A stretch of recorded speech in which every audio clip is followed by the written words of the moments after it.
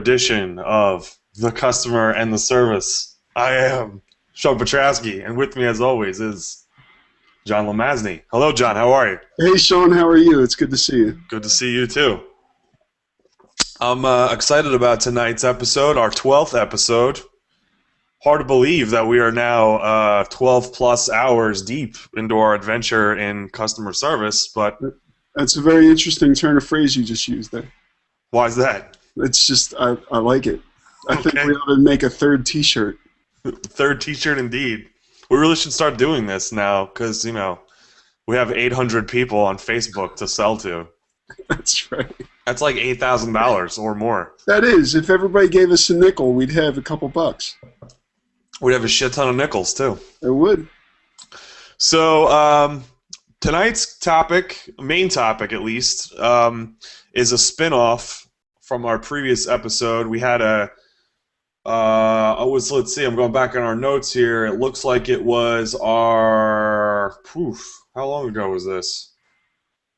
We talked about it last time a little bit, but it might have been 2 episodes ago. I think it was our Walmart episode, right? Episode 10, where we had a little bit of a side tangent about the state of food and fast food and service in these industries, and we started talking briefly about nutrition specifically, and we felt we were going a little bit off topic, and we decided to table it for another episode. And tonight is that episode where we will be diving in further to the world of nutrition. As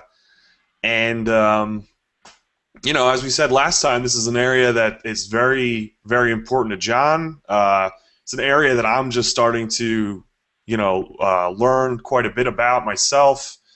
And I think it's pretty fascinating, and actually I think says a lot about what's going on in America right now. So why don't we dive in? Go ahead. And I think, John, you said to me earlier that there were some things that you said last time that you wanted to clarify. So why don't we start off with that and allow you to correct some statements you made? Yeah. So it's not necessarily a correction per se, but I felt like we were compressed for time, and I guess the topic sort of snuck up on us, and it's a really important topic to me. It's something that the last time that I lost a lot of weight became really important to me, and this time I've really solidified that feeling. And the feeling is this, especially in light of the way that we're talking about customer service sort of extending to friendship and extending to a whole bunch of other areas, customer service definitely applies to nutrition. And if I have a choice, and what is our conversation if not about choices and making the best choices in the services that we give money to and give attention to and keep going back to. If I have a choice between 2 places, and one of them allows me to make really great nutritional choices, and one of them really might even have delicious food, but does not help me to be fit or to be nutritionally aware or to try to keep my lifestyle in check, I am going to choose the place that tells me what I'm eating, or gives me some choices that are not unreasonable, or allows me to know more about the calories and other ideas surrounding food that have almost, to me, become like a right. If I walk in somewhere and they can't tell me what the calories are in their food, I want to walk out. I mean, I might stay if it's like something I've really been looking forward to or whatever, or if somebody says to me, that information's on our website, my answer is, well, why is it not right here when I'm making the choice? Why do I have to go research this food when you already know the information and you're hiding it from me? Why would you not make that information available to me here now when I need it?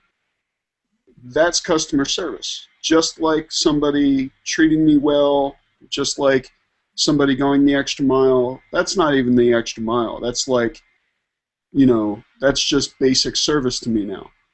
And as sad as it makes me, McDonald's is great at this. It makes me sad because they have all the information available to you. It's available on your tray, and um, it makes me sad because the food is such crap. Right. It's tasty crap, but it's crap. You know what And the funny thing is about that, since you mentioned it, they were like ahead of the curve on that. Like 20, yeah, 15 years ago, they had that giant poster right next to the cashier, which listed everything that they sold and gave you all the. I mean, nobody was even doing that at the time, and they right. had it, and that's I think worth commending them for. You Well, know? I think that this speaks a little bit to the motivation for organizations to do this sort of a thing. And unfortunately, the need, I think, was a moral need, a business moral need up until now. And um, for McDonald's, it was a legal need. It was something where uh, McDonald's was probably doing something preventative from a legal standpoint. They wanted to make their users aware of the kinds of things that they were eating so that nobody could come back and say, well, you didn't tell me that I was eating 2,000 my entire day's worth of calories in one sitting. Right. You know what I mean? Which you can do so easily. You can sit down, go to the dollar menu, spend $5 and eat 2 days worth of food. Right. It's so easy to do Yeah. because the food is delicious, and adding oil is an easy way to add a lot of calories and to add a lot of deliciousness, but not necessarily to add great nutrition. Right. So, but I'll give you another example. If I go to Subway, that information is readily available to me. It's available on the menu now because of the laws that originated in New York and now have extended to be national law, or federal law, I should say. And just to be clear, it refers to part of Obamacare, which says that if you are a chain with more than a certain number of restaurants, then you must provide nutritional information at the time of purchase in some reasonable way. And I guess there are guidelines for what that reasonability is. But it really is at the menu level. If I open up a menu or if I look at a menu on a menu board on the wall, I should be able to tell to some certainty what the calories are at least the calories. I want to know the rest of the information too. But for me, it is mostly about calories. And so when I look at 3 choices on a wall and one of them says 700, one of them says 400, and one of them says 200, I might choose the 700 depending on how many calories I've eaten today. But it's like, think about if you are buying a computer, or if you're buying a tablet, or if you're buying a book, or you're buying something else. Like, there's certain information that should be available to you that you just expect, like the price. As far as I'm concerned, calories are like money. Calories are a budget for me. And each day I have around 1,300 calories right now because I'm reducing. Around 1,300 calories to spend. If I walk into McDonald's or any place where I'm buying food, they certainly are upfront with the pricing. If you would expect to see the price next to whatever it is that you're buying. You see the title of what the food is and you see the price of it. To me, it's just as important, if not far more important, to see how many calories I'm purchasing in that transaction too. So tonight I was at Primo Hoagies in Ewing. I can actually see New Ewing Diner from where I'm at right now. That's awesome. Isn't that awesome? That's amazing. Yeah. So I went into Primo Hoagies and I was making a choice about what I was going to have that night. And not only did they have the calories on the menu, but they had a vegetarian section on the menu. Oh, I know. In a deli shop. Right. And they had several interesting choices. Right. To the point where I said, should I have that? Or should I have that? Or should I have that? Yeah, it wasn't like your obligatory veggie or cheese hoagie. it wasn't lettuce, tomato, onion, whatever. It was like roasted eggplant with roasted peppers. It was delicious too, Yeah, by the way. Um, we're big fans of Primos here in our house. yeah, it was my first time. I was a virgin tonight. Yeah, my So, girlfriend is a pescatarian and former vegetarian and former vegan as well. And she lived in Philly for a while, and that's where Primos is from. And there's one right near where she works, and that's where she went for the first time. And she would come home and be like, we have to go to this place. It's amazing. The sandwiches are good. And then they opened the one in Ewing, and it's like that's all she wrote. yeah, We don't go there all the time, but we split our time between there and Tasty Sub Shop. yeah. It's a good place. Tasty's fantastic. Although, if you go to Tasty, there's an example. Yeah, Tasty has exactly 2 restaurants in the greater Trenton area. They may have 2 restaurants in total. they do. There's one in Edison, which President Obama visited, and the one in Right. Lawrenceville. Right. So they are not held to the same standard that, let's say, Subway is, or even Primo's is, because Primo's has at least 10 locations, right? I think maybe even more now. Yeah. So, I mean, Tasty Sub is taking a certain route, and I guess they're a family-owned business and whatever. But Primo's, because of the law, they are preceding the law with this action and going ahead and putting their calories available. I was not crazy about the idea that their vegetarian menu contained pescatarian items, but it was better than nothing. And like I said, I'm a flexitarian. Like I'll have a little bit of everything. But Right. it was nice to have a choice. It was nice that they were interesting choices, that they considered more than one lifestyle, more than one nutritional lifestyle, and it was showing me not only responsibility in their actions as a company, but also it was showing me that they cared about me as a potential non-meat eater, and that they cared about my health to some degree, because they made that information available to me without being mandated to. They see the mandate coming, perhaps. Well, I think to clarify that, I think Philadelphia or Pennsylvania as a state has a similar law to New York City in that they have to declare the calorie content. And being that they are based out of Philadelphia, I think they just kind of that menu just changed because before, I guess 2 weeks ago, Yeah. the menu did not have calorie content on it, and I just noticed the last time we went in there that it was on there.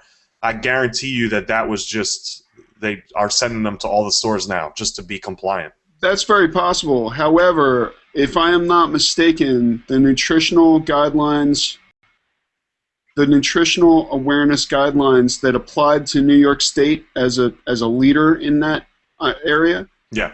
are going to be applied nationally because of the passing of Obamacare. Yeah, I think you're right. I remember hearing that as well. Yeah. So they may just see that coming, and they may say, whatever, we'll do this. But since Absolutely. they had already had to do that, I guess, for Pennsylvania, and certainly Pennsylvania needs it, it's great that they were able to apply it to their entire chain. But if I go to Tasty Sub, I have no idea what I have some idea what the calories are, but they don't have any standardization. It's funny, too, because they do have standardization in the way that they make sandwiches. As a matter of fact, I've never seen a more mechanized way of making a sandwich than you see in Tasty Sub. Well, I beg to differ. I think there's one other place that's heavily mechanized, and that place is Subway Subway. is fairly mechanized. Yeah. But it's a different experience. I think I like mechanized in regards to food because you have a certain expectation every time you go to have a similar experience, similar amount of food. It's not like I'm going to go to Tasty Sub tomorrow and have a completely different sub than the last time I went. Right. And another thing you don't have to worry about at Tasty Sub is that they know how to wrap a sandwich properly. They know how to pull the bread together properly, and they know how to cut it properly. So you never have any issues there. It's not going to be a mess. No, Have you ever had a tuna sub there? No, I don't eat. No. You don't eat tuna? I eat like tuna, the fish, but not tuna fish. Really? Yeah, like a tuna steak, I'll eat a tuna steak, but I will not eat that cat food. No, I will not eat. I will not eat cat food. Well, I happen to like cat food every once in a while, That's and fine.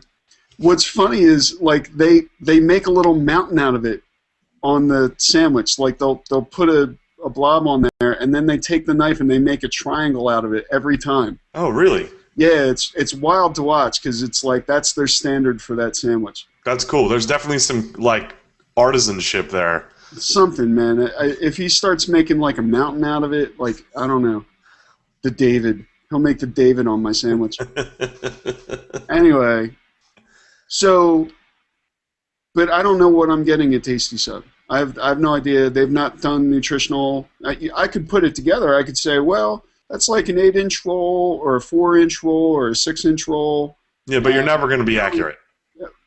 I I could I could even ask them where their sources were for their food. I could have a conversation with the guy and probably come up with a very reasonable estimate. Or I can look at similar sandwiches elsewhere, do some comparative analysis. You know, like I could look at a Wawa sandwich or a or a Quick Check sandwich, and add and remove ingredients and make it, because I know what 2 pieces of cheese are. You know, it's like I could do that guesswork, but because they're so mechanized, you would think that they would know precisely exactly what it was Yeah, right. and just Exactly. tell me, you know? Right. So I feel like it is increasingly a responsibility for the food industry to pay attention to how I'm using their product. If I was a broken shards of glass company, it would be important for me to protect my customers by making sure that they wrap them in plastic or something. Uh, because I don't want to hurt my customers. As a basic rule of customer service, I don't want to hurt my customers. And so helping them is even better, you know? So how else could a food company help me but to make me more nutritionally aware? I always thought the resistance to this movement too was a little bit strange. Um, I know that like McDonald's was not happy about having to put caloric information on their stuff because of the revelation of how many calories a Big Mac has, for example. And the thing is that I don't think the Big Macs probably were reduced in consumption after the publishing of their calories. Some people are just not going to look at those numbers. Right. Um, some people just really love having a Big Mac. And even though I'm nutritionally aware, if I was into eating Big Macs, I could take a look at those numbers and eat it appropriately and just say, I'm going to have this much less calories to eat today because I had this sandwich.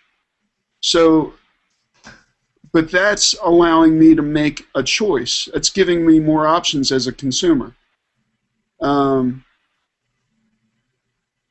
The thing is about it that then publishing the calories for that sandwich doesn't really affect me because I probably wasn't going to eat a Big Mac anyway. You know? Right. And you know the funny thing is if you were to look at the McDonald's menu, I I think have. the Big Mac is probably one of the least offenders when it comes to high calorie content. I'm sure there are other major offenders. Absolutely. And some of them are really surprising. You know, there's as many calories in a chocolate shake as there is in a Big Mac, I think. Uh, And far worse food. I would even argue, depending on your size, even more. You Well, know, they come. They're like these immense things now. It's like it's a a trough. bucket. It's a horse trough. It is sad. It is. So Absolutely. I know that because you've said it several times on this podcast, and we've had conversations about it, that your nutritional journey is really just kind of starting. What have you run into as far as customer service in the form of nutritional information? For the most part, I mean, you know, to kind of talk to your point a little bit a couple of seconds ago about how the resistance to publishing the nutritional information was something that kind of bewildered you. And I'm somebody that subscribes to sort of a laissez-faire governmental philosophy when it comes to government and business, and interpret that as you will. But I absolutely do support the publication of nutritional information. Well, I knew you were the person to talk to because you are interested in small government and reducing burden on the uh, small business, and I respect that. However, at a certain point, McDonald's is not a small business. No, and I think the limitation of a small business to be exempt from it is kind of stupid. I mean, given the technological advances that are available to us, everybody's buying their ingredients from somewhere, and those ingredients contain nutritional information, and they can assemble a proper, nutritional guide. It doesn't take money to even if it's on your website. You know what I mean? I'm not saying it's got to be on the menu, but It's not about money at all. It's about awareness. it's just For sure. about taking time. And so if it's gonna be the law, and I'm fine with that, make everybody have to do it. Well, I don't see why there should be an exception, and I don't get it. It should be all or nothing. One Because argument that I heard that was interesting was about this idea of a chef who has an artistic hand, who puts a little bit more oil on one day and a little bit less oil on another, and there was no accurate way to track, what that experience might be like on one day versus another, calorically speaking. well, I mean maybe then there could be an exception to the rule in the sense that what's the food word that I'm looking for when you go and it's chef's choice. There's a French word for that. You pay what is it, prefix? Yeah. Yeah, if you're a prefix menu, then maybe that's you're out. But if you're serving a specific recipe that is made day in and day out the same way, there's no reason why, like you said, a tasty sub shop, very mechanized in the way that they make the sub. You get the same amount of meat, a hearty amount of meat. The bread is the same amount of bread, same length. Why not? Why can't they just say this is a 800 calorie sub, or 1,000 calories? It's not a big deal. And personally, like I said, I'm not somebody that religiously logs my nutritional caloric intake. I do it here and there sometimes, but I kind of do a running tally in my head loosely to see. I know that I try to stay below 2,300 to 2,200 calories a day, and if I can ballpark it, like, and know that I had 1,000 calories for lunch and 1,000 calories for dinner, then I'm all right. And I can't do that if I go to a lot of places that I go to. I mean, like Hoagie Haven is there's a place that needs it with the fat lady, the Sanchez. I mean, Those sandwiches are amazing they're from a caloric delicious. standpoint. But I would love just for ha-has. Let me see, like the was it the block, which is 8 eggs and cheeseburgers. Like, what is that? I want to know. I gotta know. I would love. I Oh, we never can eat it, figure but I out. want We to ought know. to do it as an experiment. We ought to go in there and do the math, because like every egg is 70 calories. An average hamburger is like 150 calories. And all their bread is from Italian People's Bakery. And when you buy a sub, they give you the bag that has the nutritional information for the roll on it. So we really could do it. Oh yeah, and probably get sued by Hoagie Haven. But Wouldn't be yeah, I the mean, so first that's lawsuit where we've I'm at. I had. mean, like I said, I'm a supporter of them publishing the information. I think it's does it need to be on the menu? I don't know. I think if you're putting it on your website, I think with smartphone technology and cellular data, it's at your fingertips. Better than nothing. Yeah, and I For think sure. that's fine. I mean, if you want to know, as long as it's publicly available in an easy place. I mean, it's easy to find. You go to any website, Wendy's, Burger King, Hula Hands, whatever it is. There's a link on the front page of the site. It's easy to find, easy to read. And that's actually one thing I noticed. Like, I picked up a Fitbit when you were first talking about them, Yeah. and was religiously tracking my food just to see what the capabilities of the Fitbit website were. And that was one thing that really surprised me, was that actually how much thought these restaurant conglomerates have put into their nutritional guides on their websites. Some even have like a meal calculator where you can, Oh yeah. it's not just like I always think of that they would do just the PDF file with the black and white text, with the bars. That there's some companies that have really gone over and above. Like Qdoba is another example where they have like a whole interactive. Qdoba, I got it down to a 320 calorie burrito. I know you were talking about that. Remember, I told you about this on the podcast. Right. 320 calories. Right, and all because of their building website. That's fantastic, phenomenal. So I think that a lot of companies are taking it seriously, and I think that's really great service. But I don't know if it's really publicized. I feel like companies could do a little bit more of a better job saying, hey, you can go to our website and we have these great tools at your disposal. And I think that would be the only thing I would change. But it's interesting that you say that, because I think part of the reason why they don't advertise it is because of the sphere that they have, this thing where they think you're going to find out how many calories that you've been eating, you're going to stop coming here, and you're going to find a new nutritional lifestyle and never step in here again. And the reality is that it doesn't have to be that way.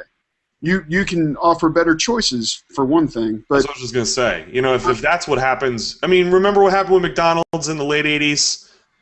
They got a lot of guff for being unhealthy, and what did they do? They offered the McLean. Right. Which, remember, it didn't have lettuce. It had kale. And there was a seaweed. Why would they do that, though? It was a seaweed blend in the meat, I think, as well, too. They actually have a veggie burger. When did that happen? They've had it for years. Burger You have to ask for it very specifically, and they don't have it in all restaurants. Oh, that's Burger King has a fantastic veggie burger that's a garden burger. Yeah, right. Yeah, my girlfriend is a big fan of that one. Yeah. Yeah, I mean, I always McDonald's, like you said, I didn't know that there were some stores that actually had one. I didn't know that. Yeah, I've never run into a Burger King that doesn't have it, but I've run into several McDonald's that are like, we don't have the veggie burger. Right. I don't think there are any in our areas, but I mean, there's not that many McDonald's in Mercer County anyway. And the ones that we have, I know, don't have them. So, like, that's an example. Like, I went to Primo, and there was a list of stuff that I could get as a non-meat eater. Or less meat eater. You walk into a McDonald's and you ask them what I can get if I don't want to eat meat. And they say, why are you in here? And I said, no, sir. What choices do I have as a vegetarian consumer? And they're like, well, we have fries and we have fish salad and, it's and like garden salad. No, they have like a chef salad and like, a garden salad. But if you want an apple pie, French fries, and the apple pie probably has lard in it. Probably. French fries or a side salad, you're good. You're golden. Or apples. Because they do have apples. But they are not really interested in anybody who doesn't eat meat. No, and that's their prerogative. That's fine. They've gotten by this long without it, and Burger King has offered it to differentiate themselves, and Taco Bell. That's the other thing too. There are certain things at Taco Bell that are vegan, which blows my mind as well. Well, really, if you think about it, their regular taco is fairly vegan because it's not really meat. Yeah, I mean, but you tell a vegan is not going to eat a taco at Taco Bell. No. Let's get real. You know what I mean? No, yeah. But my point is that each of these other companies are offering things to differentiate themselves from like the fast food stigma that McDonald's like embodies. Right. And even companies like Doritos, Doritos, the sweet spicy chili Doritos that came out a few years ago, like 3 years ago, they're the first vegan Doritos. Really? Yeah, they don't build them that way. It's not advertised that way, but when they were released, it was a hot issue in the vegan community about that. There might even be a negative pushback because people who are not vegan very often feel the same way about vegan that people who hear organic and think of it negatively. have like a negative reaction. And with education, you find out that that many of the things you eat are vegan. They're just not built that way, Right. and many of the things that you eat may be organic. If you ended up in the wrong part of the supermarket, or the right part of the supermarket, I should say. Right. But people often associate it with elitism or whatever, and it doesn't have to be that way. No. No, you're right. It doesn't. And I think things are changing, at least in the Northeast and the West Coast. We know it's in the East Coast. These attitudes are changing for sure. With the proliferation of Whole Foods and Trader Joe's, and I'm sure there's other places that we don't even know about because they're not in our area. Whole Earth Market, Whole Earth Market, Princeton, dude. Where's that? I Whole don't know this Earth place. Market, Princeton. It is at Harrison and Nassau, and they know what is up. They know exactly what's up. They have fresh food in a deli. They have. I get probably like twice a week. I'll walk over there and get rainbow wrap, which is a tortilla wrap, and it's got like raw veggies in it, but they use like hummus with it, and it's just like fresh and delicious. And they made it there that day, and they throw them out at the end of the day. And the hot foods, like they have a couple soups on every day, and they have a couple of like vegetarian or vegan, or not even necessarily vegetarian or vegan, but whole food items that are right there, and delicious, fresh, attentive, responsible food. That's good. No, I didn't know that. Another thing that's coming to Princeton too, that I think also embodies this new trend that we're talking about. There's a farm to table restaurant coming to Witherspoon Street. Really? Yeah, yeah. It's where the old La Hare was. Oh, wow. So, I don't really know much about the farm to table concept, but obviously its name kind of explicitly states what it is. But there's, as we've talked about before, is there's this kind of like new trend that's emerging that's gaining a lot of momentum, like hyper local food sourcing, and is like really kind of becoming a big thing. We talked about people in communities pooling their resources to purchase a full cattle, and going to local orchards for cheese and vegetables, and because for the freshness and the local business aspect of it. There's a whole bunch of reasons, and now There's so many reasons. I mean, I'm putting money in my backyard as opposed to putting my money somewhere in the middle of the country. I'm causing less pollution because that meat doesn't have to travel across the country. right. I'm helping out my community because I'm putting money into my community. I am likely supporting a local farm that, because it is not overcrowded with animals, or even vegetables that are processed in a factory style, in an overly factory style, means that there's less processing. Less processing is better because less processed food tends to be closer to the way it was intended. And that's what I'm glad you said that, because when we were talking in our last episode, and we were talking about, I was making the point about how I was suspicious of the nutritional quality of produce in a Walmart, and that was exactly the point that I was speaking to, and I didn't really clarify that well, and we had a disagreement about that, but you just basically proved the point I was trying to make, and that is that when you have produce coming from Guatemala or wherever at these big corporate farms, or even if it's not a corporate farm but it's traveling a great distance, the food it's going to wilt. You know what I mean? It may not be inedible. It may still be, quote unquote fresh or whatever. But if I'm going to get a head of cabbage or a head of kale in Lawrenceville versus a head of kale that comes from Japan, which one's going to be fresher? It's going to be the one from Lawrenceville because it was probably picked within the last 48 hours or something, you know? Exactly right. And the thing about it too is that they have found ways, for example, to make food wilt slower. But the way that they make food wilt slower, of course, is by doing all these weird processes to it and maybe adding ammonia or whatever Sure. to the food in such a way as to not affect the taste, but certainly to affect the chemical makeup of the food. Right. And so all of a sudden we're eating ammonia, and you wonder why. Yeah, and it's a great point, and I think Ammonia, and not to say that anybody's using ammonia in order to make food not wilt. I'm just saying, like, who knows what is going on in order to make apples stay red and oranges stay fresh and all this stuff while they travel from other countries. well, there's a lot of misinformation that's going on around about food for sure. I mean, somebody was trying to tell me a few months ago that like Tropicana orange juice has formaldehyde in it or something, and I was like, that's the most ridiculous thing I've ever heard. It's possible. Yeah, I know, but but my point is that if that was the case, there would be there would be other people in the mainstream media discussing that, just like people have put to rest many of the other rumors that have been brought forward about food. Like Right.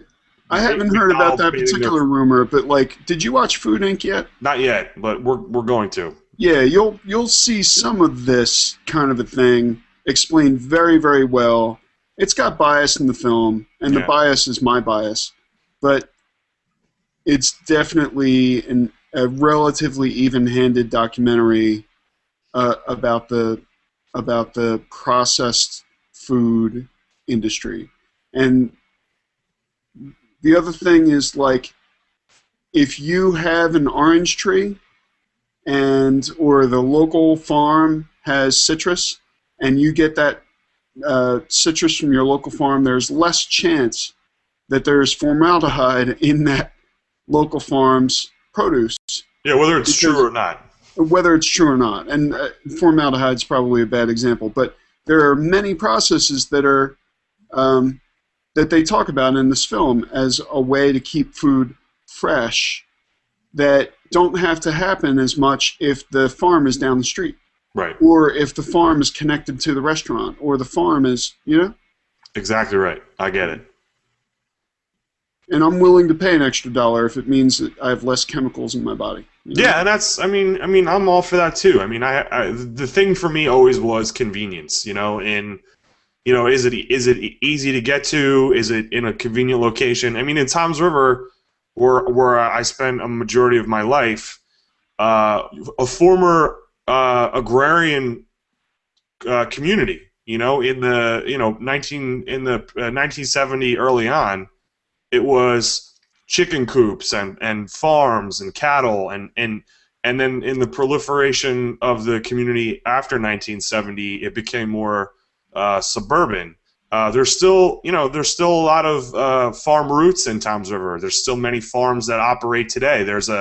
A major there's a company called Wallach's that runs a farm market. They're the largest maker of eggs in Ocean County. They make their own eggs, and they have but they don't offer a full slate of farming options. Like a Terhune Orchards does, or any of the other farms that we go to in Mercer County. They specialize in a certain product, and that product is of high quality for sure, but there's no other real options in Tom's River that serve that, and that's unfortunate, And luckily in Mercer County, for whatever reason, there is a large farming history here, and I like I said, I've lived here. This is 12 years now. I've lived in Mercer County, and just within the last 18 months, driving through Hopewell and Flemington and Chesterfield and all these other surrounding communities that I never was in before, I'm realizing what a huge farming community there is here in Mercer County, which is absolutely amazing. We're incredibly lucky from a nutritional standpoint to be where we are too. Yeah, we are, and that's why I think I'm surprised that actually it's taken so long for farm to table restaurant to open up in our area because with all this farming going on. I mean, Halo Farms too, another major large farm, probably a little more corporate farm because of the large quantities of product that they produce, but still better than anything else you could get at a national grocery chain. Um, even they are not participating in a farm to table. Well, that's not true. They have their ice cream pubs, which are kind of farm I to mean, table if you think about it. it may not be directly, it's not like they have cows outside the Halo Pub, but It's pretty um, close. it's pretty close. And the Trenton Farmers Market, we're very lucky. We're not as lucky as some other areas, but I'm not complaining. There are certainly choices for my nutritional lifestyle, and I have a fairly strict nutritional lifestyle, so um, I can't complain. And I think that as awareness grows and as uh, a sense of the uh, danger of continuing to produce food in the way that we have in the last 50 years or so, increasing obesity, increasing cruelty to animals, increasing. There's a lot of reasons why we really need to examine what we're doing. Yeah, I couldn't agree with you more. And I think, like I said, I think the Northeast and the West Coast are headed in the right direction. Of course, there's going to be pockets in these areas that are going to buck the trend, but I think a majority of the people that live in our areas are aware of what's going on. They see the writing on the wall, and they are jumping on the bandwagon for this. And I think we're going to be in a good place in 10 years for sure. It's the rest of the country that really worries me. Middle America, the South, and I hope these ideas and these new trends spread there. But with the great distance between communities that the South and Midwest face, it makes it very difficult. A very one of my mentors, a former professor of mine, after retiring from Ryder, moved to Oklahoma, and I remember who. I know exactly who you're talking about. and he told me about how the closest store that they have is a Walmart that's an hour and a half away, and if he wants to go to a Best Buy or anything like that, it's 3 hours. So how are you going to do local sourced produce if you're traveling an hour and a half to 3 hours just to go to an electronics store? You know what I mean? And Yeah. that's a lot of people in those areas, face those challenges, and it makes it difficult. And there's still a lot of parts of our country that have never seen a McDonald's because the population is so small in their area. You know what I mean? They have to travel a great distance to a McDonald's. Like there was just a commercial, a Taco Bell commercial, about how they flew a truck for Taco Bell into a part of Alaska because there's no Taco Bells in Alaska. You know what I mean? And That's a crime, Sean. yeah, I'm not saying it is or it isn't. That's a crime. But my point is that because of the remote nature of Alaska and the difficulty in sourcing ingredients there is no Taco Bell. You know what I mean? So it's not that far-fetched to think about all the other parts of our country that don't have any other options except a Walmart. You know what I mean? Yeah. By the way, how was Mochi today? It was good. It was very good. After watching Jiro Dreams of Sushi, it's been on my mind. I wanted sushi. Yeah, And, I stopped over there like twice last week. well, that's good. I did. I wish I got more sushi because usually when I go there for dinner, I get like 3 or 4 rolls and then I eat them all. But Yeah. Well, they have a vegetarian platter. Oh man, it's so good. Love that place. well, good. So, is there anything else you want to talk about tonight? Well, we got 10 minutes really. I'd like to talk briefly about the United States Postal Service if we can, because I've had a very rough week with them. I didn't know. I'm so sorry. Okay. My girlfriend and I are participating in a Secret Santa with her family that lives in a Not a extreme secret remote. anymore, Sean. What's that? It's not a secret anymore. No. Well, yeah, I guess not.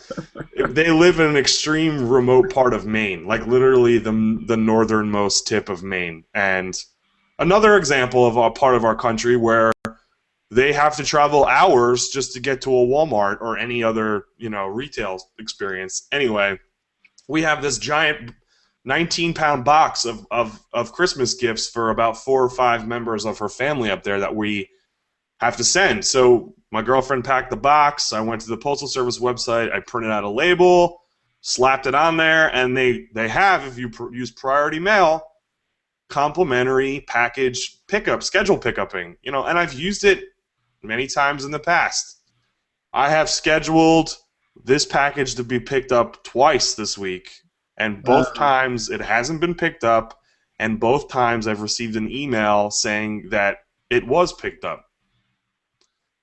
So I called the main customer service line for the United States Postal Service, and the woman was very apologetic, but she told me that this was an issue I would have to take up with my local post office, and she gave me the direct line, and I will have to No call way. the post office tomorrow. So this is not the first time the Lawrenceville post office has screwed me over. This is the place over on Route 1, right? Yes, Business Route 1. There was another time Have you ever where, had to stand in line in that post office? yeah. It's fun. It's the worst experience ever. And actually, I'm so glad you asked that, because the last time that I had to stand in line there was because we got a notice on our door saying that we had a package for my girlfriend, Crystal, and she was getting a birthday gift from her friend Emily, who lives in San Diego. So I said, listen, I will go to the post office before I go to work, and I will pick it up for you. So They I forgot to leave on the note on your door that it wasn't there yet. No, it wasn't that. So I waited in line in the post office at 7 o'clock in the morning. There was about 8 people there. So I was there for about 45 minutes. And I finally got to the counter. I handed my slip in. They gave me my package. Well, no, the woman said, hold on, your package is so big that I can't just give it to you over the counter. You have to meet me in the lobby, and I'll put it outside the door for you in the lobby. I said, okay. So I go into the lobby. She's there in the lobby. She goes, here's your box. I take the box. We go home. 3 days later, my girlfriend gets around to opening the package because we were very busy. We didn't have a lot of time. It was a huge box. We didn't, She opens it up, and there's a stainless steel decorative car bumper in the box. Like it's a huge metal, like literally just as big as a real car bumper that's supposed to be mounted on someone's wall with had like a decorative vanity license plate that said like hotness or Crystal with a something. K.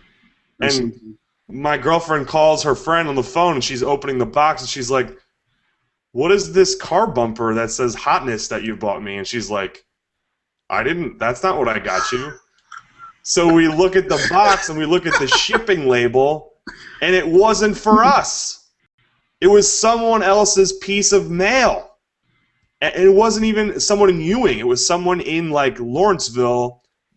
The words of my street were not even the same as the person, and the person's name was not even Crystal or Crystal's last name or my name. It was like something completely, there was no way that they could Wow. screw this up. So I'm like, all right, well, I guess I got to go back to the post office now. So the next morning I pack it up and I wait in line again at 7 o'clock in the morning, 8 people, 45 minutes later, I get to the counter. Were you holding on to the bumper? Yeah, oh yeah, I had the box. I had it all in the box. I'm holding the box. And the guy behind the counter, I don't know if you've ever gone to the post office. There's a guy there. He's very happy to be working at the post office, and I mean that in a very genuine way. He, God bless you, at the end of every transaction. Nicest guy, like very personable. Definitely the most pleasant employee I've ever encountered at the Lawrenceville post office. Okay. So I get up to the counter and I say to him, hi, I just picked this package up about 4 days ago, and it's not for me. And he goes, what do you mean? I go, take a look at the label. He goes, yeah. And I go, that's not my girlfriend's name. That's not my name. And more importantly, that's not my address. And he goes, what? I go, yeah, I had a pickup slip. I handed it in, and the one behind the counter gave me this package. And he was like, he was so blown away about how badly they screwed this up. He was like laughing at me. He was like, this is the most ridiculous thing I've ever heard in my life. So he says, all right, hold on. He's like, do you have, a license so I can see your address and I'll try and find the package? And I go, yeah. So This he would be a goes in the good back. scam, actually. What's that? This would be a good scam.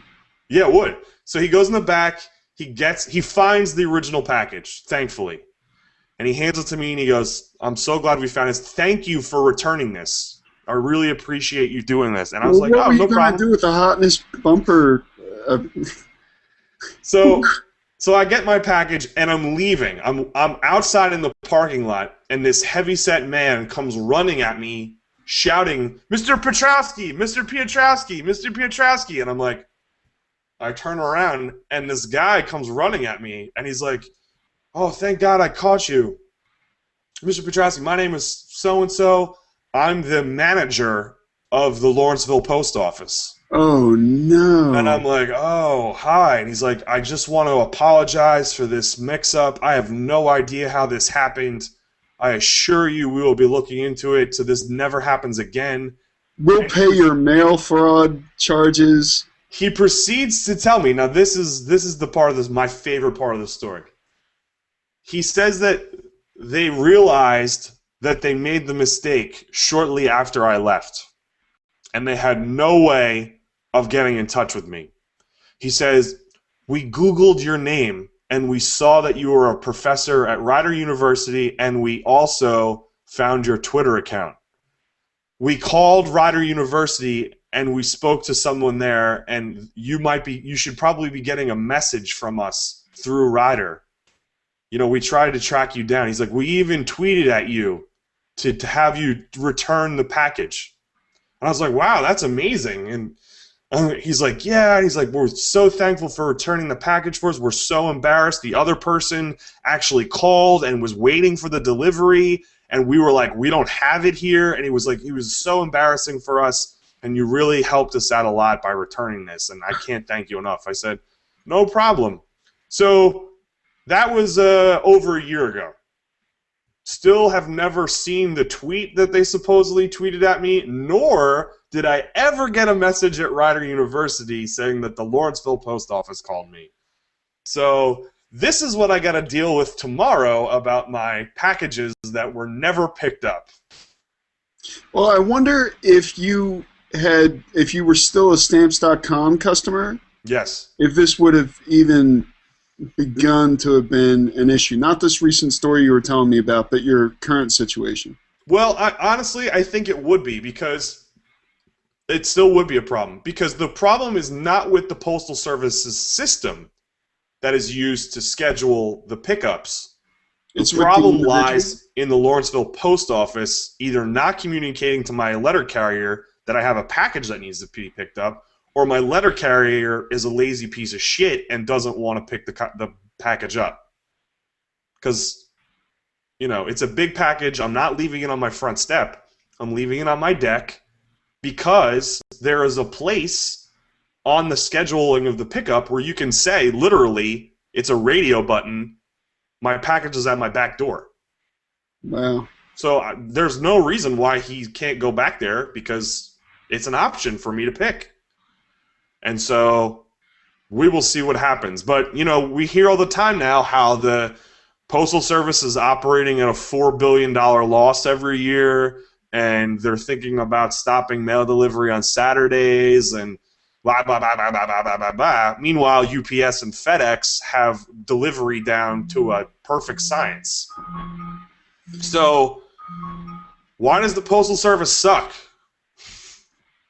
Well, I don't know that it always does.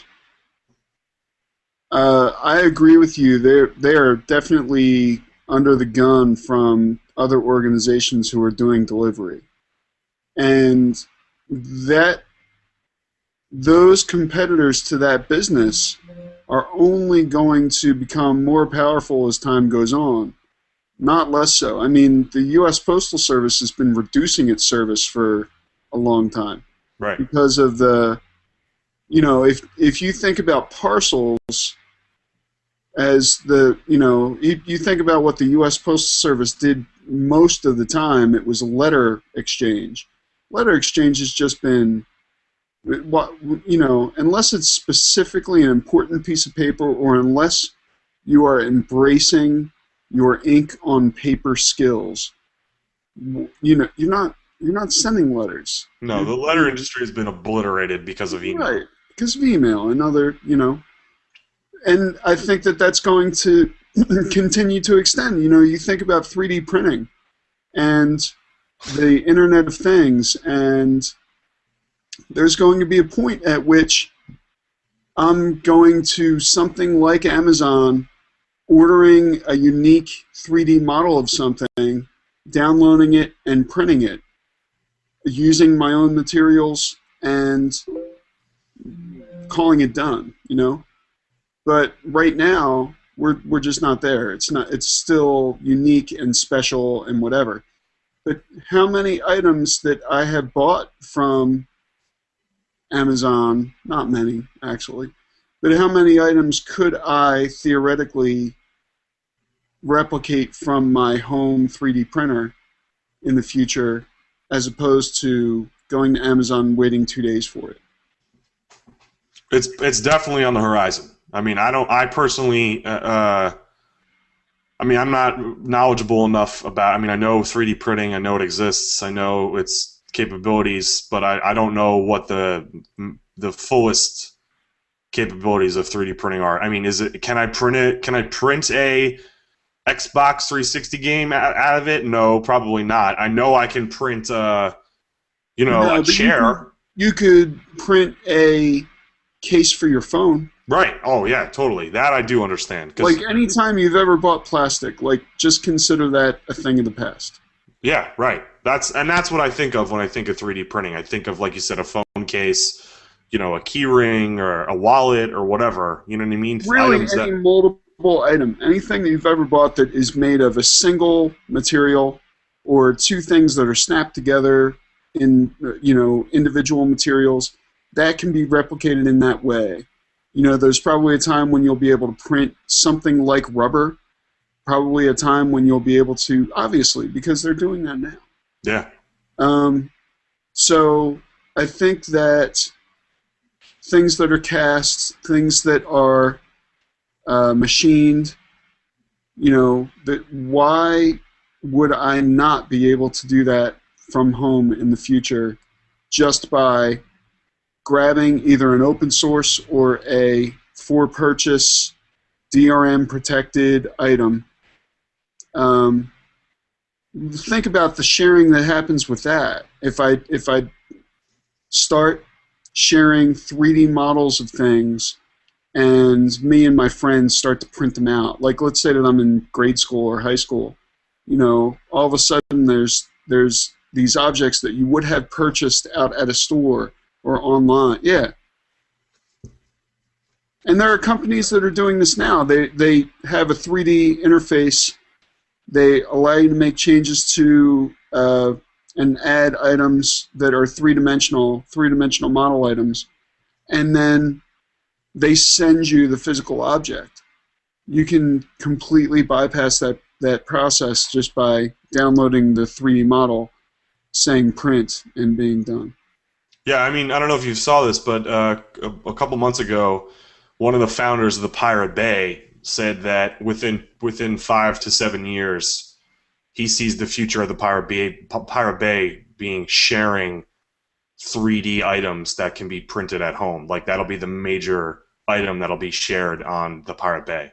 I agree. I agree completely. And you think about the way that we have turned into a visual society online.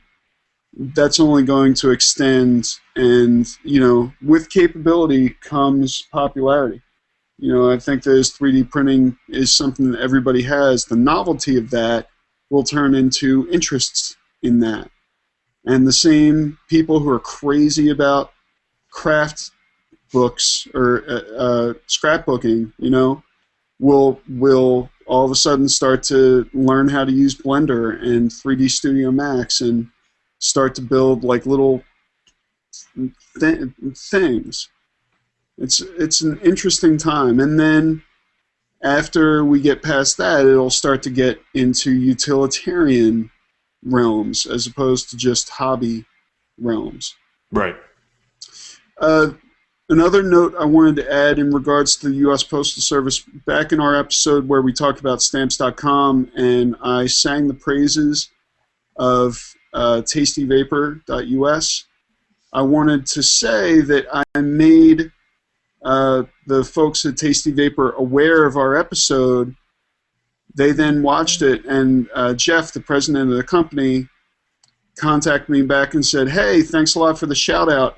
I just wanted to let you know that's not stamps.com at all. That's just us. We Oh, let our customers know what the status is of their products because we care that you know. That is not something that is part of the suite of products that stamps.com offers." So wow. I just wanted to simultaneously apologize and amplify my thanks to tastyvapor.us for their great products and service.